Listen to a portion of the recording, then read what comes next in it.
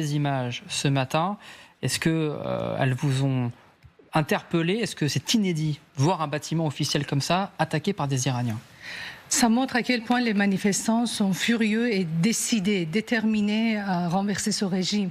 Les Iraniens sont fatigués. C'est un peuple qui a beaucoup souffert. Sa monnaie nationale a complètement perdu de sa valeur. Il n'y a plus de valeur pour le rial iranien.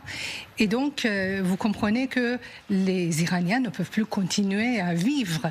En plus, c'est un pays extrêmement riche. Ils ne comprennent pas pourquoi, dans un pays riche qui repose sur un océan de gaz et du pétrole, ils doivent être affamés. Non, c'est tout à fait normal qu'ils soient fâchés contre ce régime, qu'ils veuillent le renverser.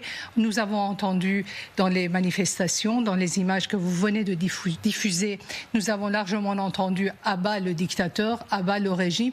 On a aussi entendu massivement Javid Shah, ça veut dire « vive le roi », vive le roi. Donc les Iraniens, ils ont trouvé leur leader, ils veulent renverser ce régime et le renverser par le fils du Shah d'Iran parce qu'ils ont une très belle image, bon souvenir de l'ancien régime. Tout est comparatif, tout est relatif. On compare leur situation avec ce qui était avant. Évidemment, ça n'a rien à voir et ils réclament Reza Pahlavi, le prince Reza Pahlavi. Alors on reviendra bien sûr parce qu'il a réagi, l'héritier du Shah d'Iran, il a réagi, on reviendra sur cette réaction. Mais d'abord Magali Barthès, on n'est plus du tout dans les revendications économiques. Brandon le disait, à la base on protestait contre la vie chère et finalement ça passe sur des protestations aujourd'hui beaucoup plus politiques. C'est ce qui est inquiétant là pour le régime. C'est-à-dire qu'en effet c'est pas